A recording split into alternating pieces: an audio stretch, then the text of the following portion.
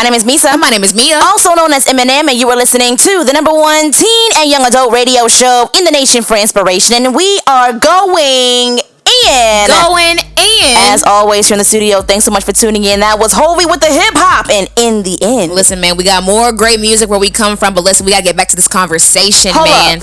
Yes. You seen Hovey and his little girlfriend? What? Me some on social media. What do you mean? Hovey has been booed up. Oh, he been booed up?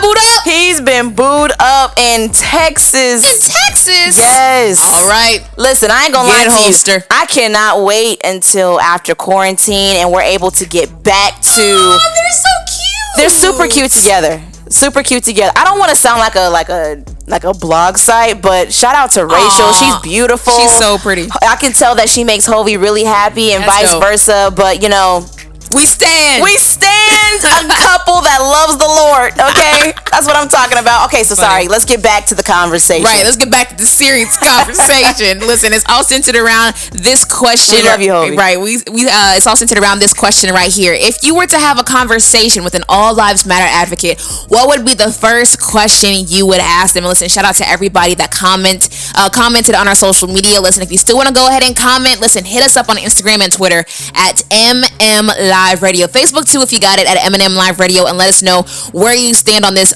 question, whether you're for All Lives Matter or you're against All Lives Matter. Listen, we feel like you can be able to answer this question some way, somehow. But of course, you guys already know you got to get your girls' opinions on the question. So, Meesa, if you were to have a conversation with an All Lives Matter advocate, have you ever had a conversation with an All Lives Matter advocate? Not verbally. Like, okay. we've had like conversation over, social media because they were responding to somebody else that said something, and I was responding to them. Okay, well, what would be the first question you would ask an All Lives Matter advocate? Why is it so hard for you to say that Black Lives Matter?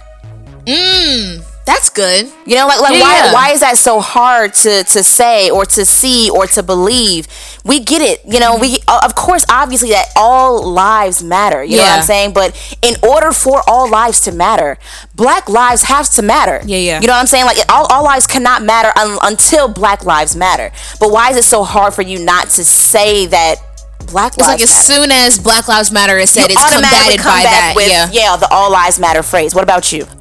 I would say, do you realize how insensitive that statement is? You know what I'm saying? Like, people, you think you're making a point, but you're kind of saying, bump what y'all say. It's me too. Like, you know what I'm saying? Like, forget how you're hurting, because everybody hurts. And it's like, well, we're hurting right now. You know what I'm saying? I'm not saying you never hurt. I'm not saying that at all. But it's like, we're going through this in this current moment, and like, we're literally getting killed out here. Yeah. So all we're making sure y'all heads say, hey, remember, Black Lives Matter. And y'all like, all lives matter. And it's like, you're missing the whole point. You know what I'm saying? Like, opposed to you making this so-called combative statement, you don't realize how, like, you're really honestly, you're hurting us by saying that. It's like we mean nothing at all. You know what I'm saying? And I feel like it's so imperative that we have these conversations, even though I just feel like they're really hard to have. You know what I'm saying? Because I honestly feel like some of these things that are happening, like, like the statement of Black Lives Matter is like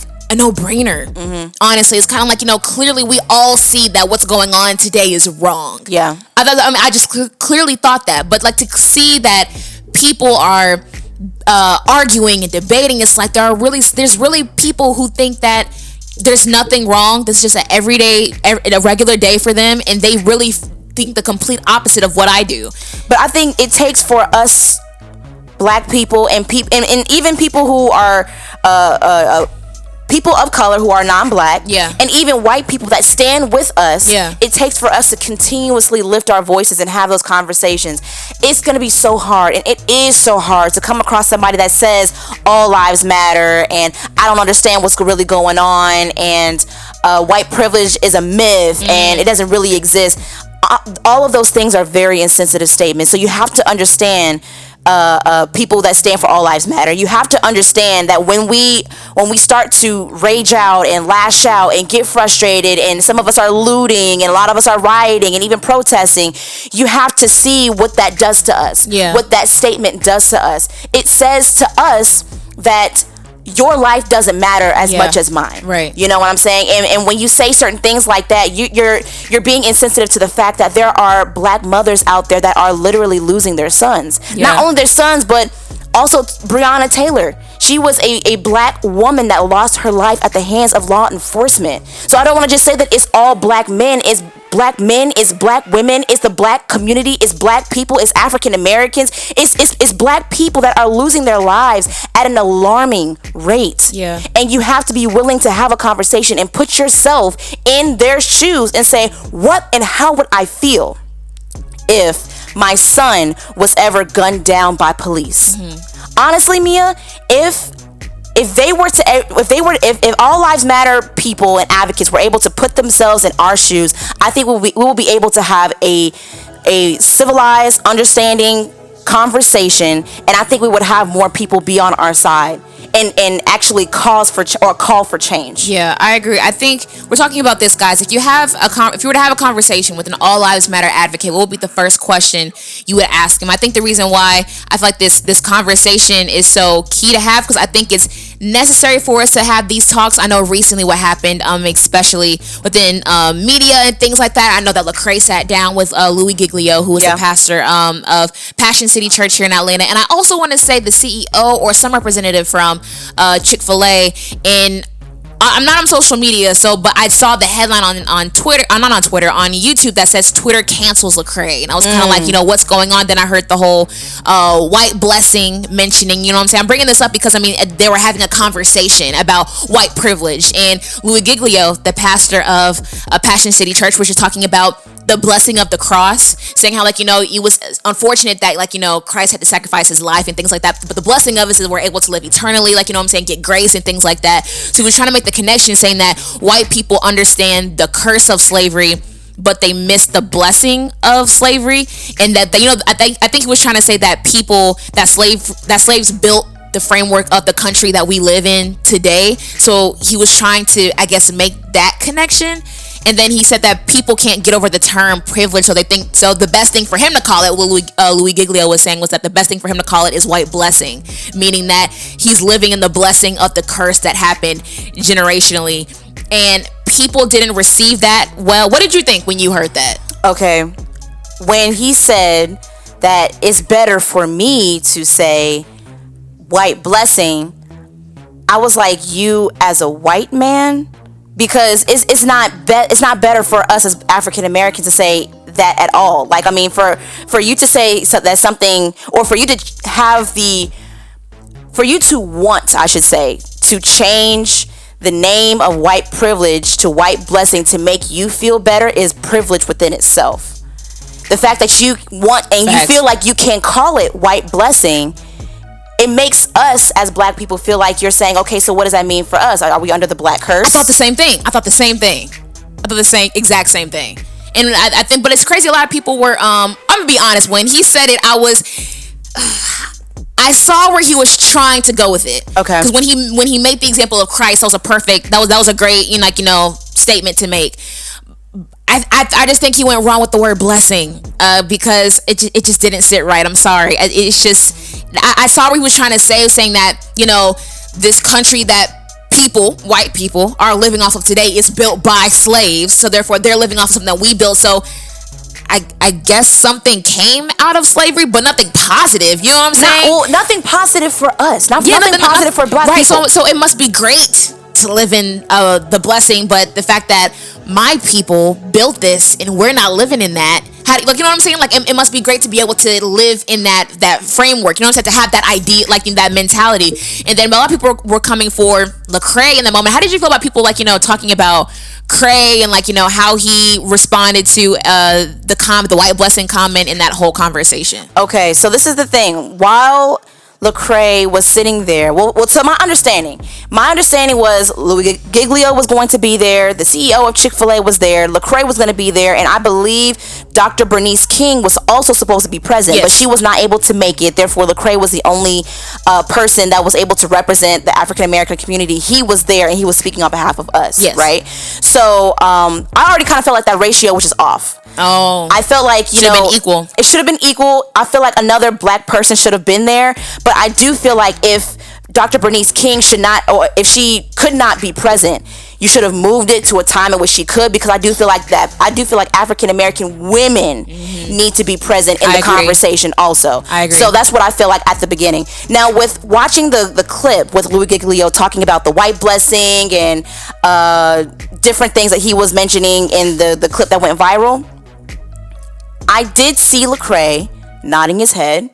And it seemed like he was agreeing with everything Louie Giglio was saying, even when he mentioned the white blessing thing.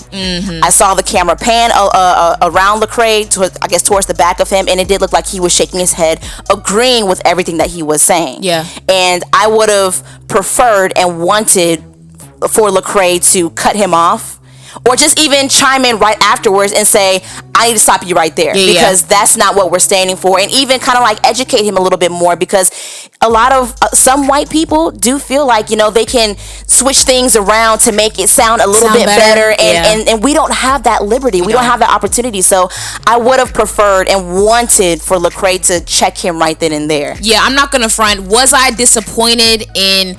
Because I'm not gonna lie, after Louie Giglio finished talking, I was like, okay, Cray finna correct him. You know what I'm saying? Not in a disrespectful way. He's just going to say how he feels about that, because I know he felt the same thing I felt. You know what I'm saying? And then Lecrae did say a lot of things, but he didn't say what I was thinking that he was going to combat it. Like, so what do you mean when you say white blessing? Well, I'm not gonna lie, when you say that, I immediately think this. You know what I'm saying? So was I disappointed that Cray didn't respond the way I thought he would have? Yeah, I was. You know what I'm saying? But I mean, Cray did also go and say that, he was put on the spot and things like that, and he was processing everything that was being heard, you know what I'm saying? So afterwards, then he had a conversation with Pastor Giglio, and therefore, Lecrae gave a response saying how he apologized for people that he let down. You know what I'm saying? I'm trying to remember that everybody is human. He even said that he's still learning and educating himself. Yeah. So of course, he was be able to come and be humble before us and be able to say, guys, hey guys, I messed up and I'm sorry if I let y'all down. So we were able to accept that.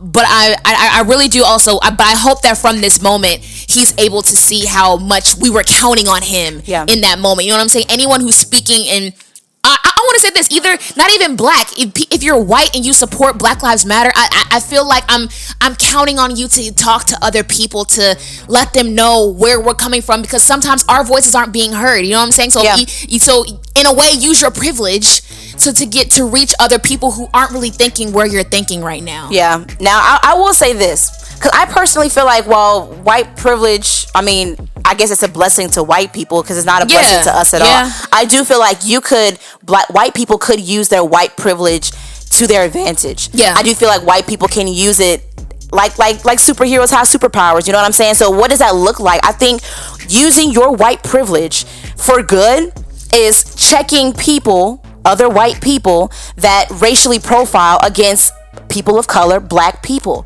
I feel like you can stand up for something that's right, that's in benefit of black people. I feel like there's different ways for you to utilize your white privilege in order to, help increase the voices and amplify the Black Lives Matter movement. I think it's just important for anyone, with us having the conversation this week of what would you say to an All Lives Matter advocate, is that for two people, Meesa and I, being some people who support the Black Lives Matter movement, we just want you guys to really take in perspective of what that one statement does to us. Yeah. You know what I'm saying? It hurts. It really does. So therefore, honestly, if you can have a conversation with someone who thinks differently than you, and then please listen. You know what I'm saying? Because that's just one thing we just want, is more people to be able to see where we're coming from and be able to help us move the mission of equality forward. You know what I'm saying? That's all we're asking. So let us know where you guys stand on this week's conversation. What would be the first question you ask an All Lives Matter advocate? Listen, love this next song right here. It's called People by Evan and Aries. Listen to this next one. We'll be right back on You Already Know. Hey, it's M&M Live Radio. People say that they know what's going on.